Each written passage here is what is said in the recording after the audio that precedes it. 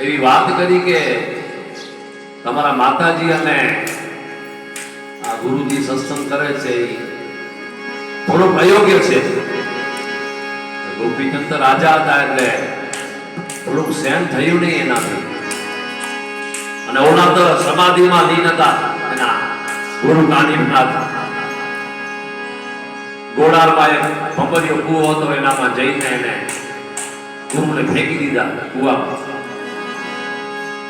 આખા રાજ્યમાં ખબર પડી ગઈ ઓલા તો યોગની મુદ્રામાં હતા, સમાધિમાં લીન હતા. એટલે ઓને તો ખબર પડી ગઈ ગુરુજીને. ધીમે ધીમે માતાને ખબર પડી. માતાજીએ પૂછ્યું કારણ. હમણાં જ વાત કરી ને, ભક્તિ કરે એના ઉપર છાંટા ઉડે. તો પછી માતાજીએ ઠપકો આપ્યો કે દીકરા હમણાં જ આ તો સમાધિમાંથી જાગશે અને તને શ્રાપ આપશે ને પડીને ભસ્મ થઈ ગયું ભાઈ. તો હવે શું કરું? બધા સચિવ રાજમાં બધા હતા, એને બોલાવી અને મીટિંગ જલ્દી બોલાવી.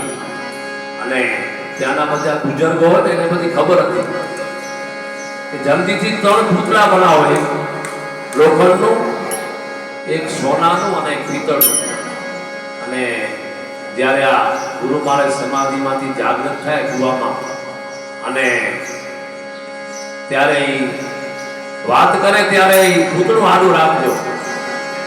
બરાબર 12 વાગે સમાધિમાંથી જાગ્યા અને અહીંયા 3 પૂતળા તૈયાર છે.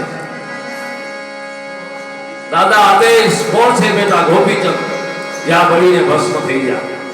એક પૂતળું ગયું, બળીને ભસ્મ થઈ. બીજું કોણ? ગોપીચંદ. જ્યાં બળીને ભસ્મ થઈ જા. બીજું પૂતળું. છેલ્લું કોણ? ગોપીચંદ. જ્યાં બળીને ભસ્મ થઈ જા. ચોથી વખત કીધું કોણ? ગોપીચંદ. જ્યાં અમર થઈ જા. વિચાર કરો, આ ગુરુનો પ્રતાપ છે. કુવામાં ફેંકી દીધા છતાં પણ આજ ગોપીચંદ અમર છે ને ગુરુના આશીર્વાદ. તો આપણે હવે એની માળાથી શરૂઆત કરીએ. ગુરુજીના નામથી